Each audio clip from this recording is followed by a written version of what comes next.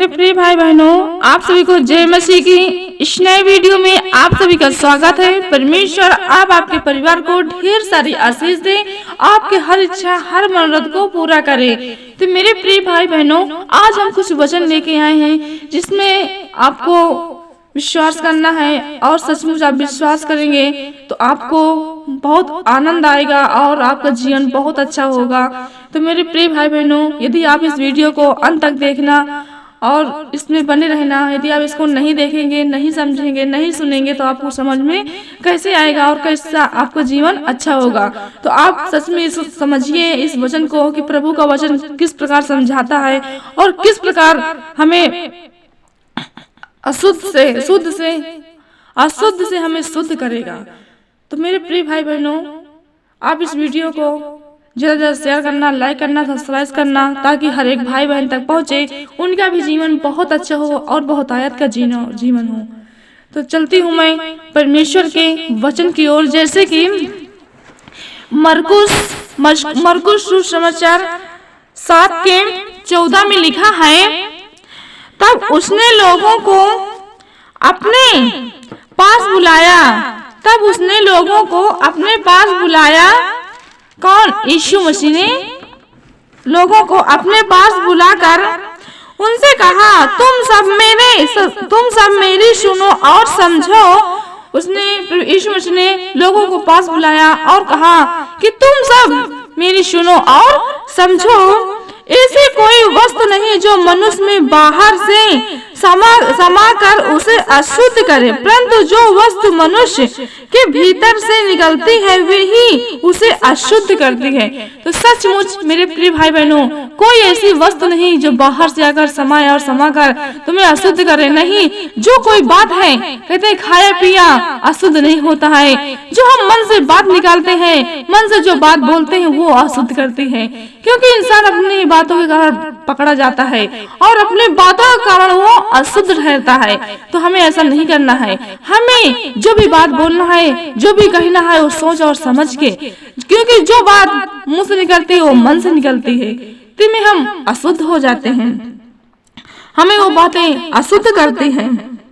यदि किसी के सुनने के कान हो तो सुन ले। उसने प्रभु यीशु मसीह ने कहा, यदि किसी के सुनने के कान हो तो वो सुन ले।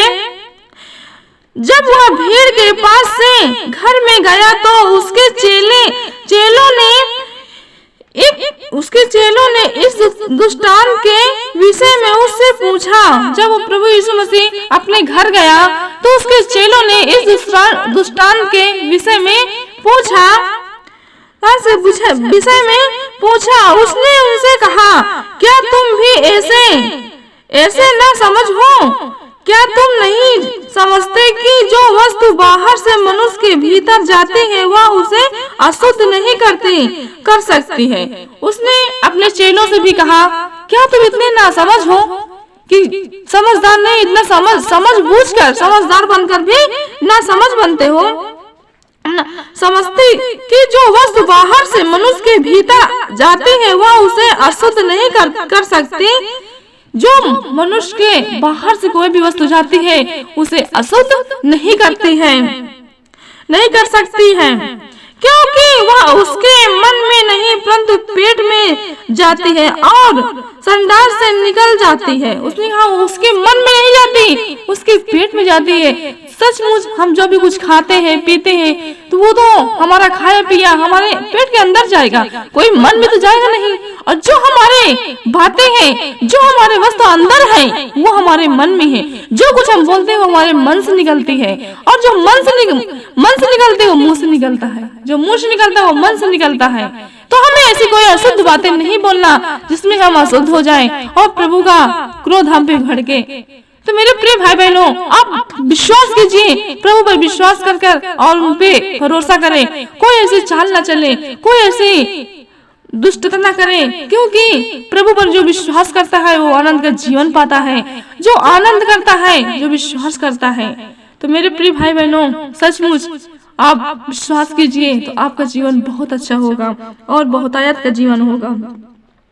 संडास में से निकल जाती है। यह कहकर उसने सब भोजन वस्तुओं को शुद्ध ठहराया था। सचमुच जो हम भोजन खाते हैं, हम कुछ भी जो खाते हैं पीते हैं ना, तो हमारा पेट में जाता है, मन में नहीं जाता है। और जो हम बातें बोलते हैं ना, वो हमारे मन से निकलते हैं, मन से निकलती हैं बातें, तभी हम वो बात को मुंह से, जब मन में आएंगे तभी हम मुंह से निकालेंगे। तो हमें ऐसा नहीं करना है। और फिर उसने कहा, जो मनुष्य में से निकलता है वही मनुष्य को अशुद्ध करता है। जो मनुष्य जो भी कुछ बातें निकालता है, जो भी चीज निकालता है, वही मनुष्य को अशुद्ध करता है। तो हमें अशुद्ध नहीं, शुद्धता बनना है।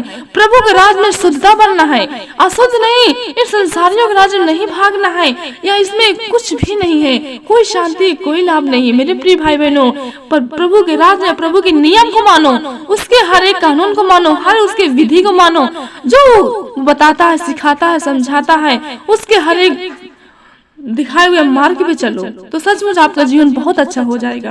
यदि हम अपने बनाने वाले को जान लिए हैं, सचमुच हमारा बनाने वाला बहुत महान है और सामर्थ्य है। पिता परमेश्वर अनुग्रह, उसके अनुग्रह हम पे पड़ी है। उसने हमें चुना है और चुन के हमें एकत्रित किया। आज हम सबसे उसके भवन में है, उसके आराधना में है। तो मेरे प्रिय भाई बहनों, कितना अच्छा जीवन है, कितना आनंद का जीवन है। और क्या कहा, क्योंकि भीतर से अर्थात मनुष्य के मन से बुरे बुरे विचार, बेविचार, चोरी, हत्या, परिश्रमण, लोभ, दुष्टता, छल, लुचपन, कुटिलता, निंदा, अभिमान और मूर्खता निकलती है। सचमुच मनुष्य के अंदर से हर एक तरह की बुराइयां निकलती हैं, हर एक प्रकार की, हर एक तरह की बुराइयां निकलती हैं, क्योंकि मनुष्य का मन अशुद्ध है, शुद्ध नहीं लगता है। तो हमें अपना मन शुद्ध करना है। सबसे बड़ी मन की शुद्धता होनी चाहिए। अगर हमारा मन शुद्ध है तो हमारे अंदर परमेश्वर है, और परमेश्वर हमें हर एक चीज देगा, हर एक राह दिखाएगा, अच्छा हर एक वस्तु देगा, और हमें कोई चीज घटी और कमी नहीं होगी। सिर्फ अच्छा सा मन, परमेश्वर कहता है तो मेरी ओर फिरो, मैं तेरी ओर फिरूंगा। हम अगर प्रभु को अच्छा सा मन देंगे तो सचमुच प्रभु हमारा जीवन में हर एक कार्य को सफल करेगा। जिस कार्य में हम हाथ लगाएंगे उस कार्य को परमेश्वर हमारा सफल करेगा और अच्छा करेगा। तो हम प्रभु का हम धन्यवाद करेंगे इस बात का कि परमेश्वर ने हमको आज धन्य ठहराया है। कहा, मूर्खता निकलती है, वे सब बुरी बातें भीतर ही से निकलती हैं और मनुष्य को अशुद्ध करती हैं। क्योंकि ये सब बातें, बुरी बातें भीतर से ही निकलती हैं। जब हम किसी को गाली देते हैं, किसी को दांत, जलन, निंदा, ईर्ष्या कुछ भी करते हैं, तो क्या वो हमारे मन से आते हैं, हमारे भीतर से आते हैं। हमें अपना हृदय एकदम सफा, एकदम कोमल बनाना है, एकदम मोम बनाना है, और हमें अपने अंदर के कुटिलता, घृणा को, ईर्ष्या को, जलन को, दाह को, हत्या सब कुछ निकाल देना है, और सिर्फ अच्छे मन से प्रभु पर विश्वास करना है। यदि हम प्रभु पर विश्वास करेंगे अच्छे मन से, किसी के प्रति दाह, जलन, ईर्ष्या ना करेंगे, तो सचमुच प्रभु हमें अशुद्ध नहीं, शुद्ध रहेगा, और हमारा हर एक काम को सफल करेगा, हर एक कामों में आशीष देगा। तो आज परमेश्वर हमें आशीष देता है, और कब देगा? जब हम विश्वास करेंगे, तब हमारा जब मन अच्छा हो जाएगा। कहते हैं संपूर्ण मन से परमेश्वर की आराधना कर। तो हम संपूर्ण मन से प्रभु की आराधना करें और प्रभु पर विश्वास करें। तो मेरे प्रिय भाई बहनों, आप सभी को जय मसीह की। आपने इस वचन को सुना और सुन के बड़े आनंदित हुए, उत्साहित हुए। मुझे आशा और विश्वास है कि सचमुच आपने इस वचन को ग्रहण किया है और विश्वास किया है। तो मैं परमेश्वर पिता से प्रार्थना और विनती करती हूँ, हे पिता परमेश्वर, जो कोई भाई बहन इस तेरे वचन को, पवित्र वचन को सुना और सुन के ग्रहण किया, तो परमेश्वर पिता उसकी आज से सारी दिक्कतें, सारी परेशानियां सब कुछ दूर कर दे। मेरे परमेश्वर, मैं आपका बहुत बहुत धन्यवाद करती हूँ। धन्यवाद। आमीन।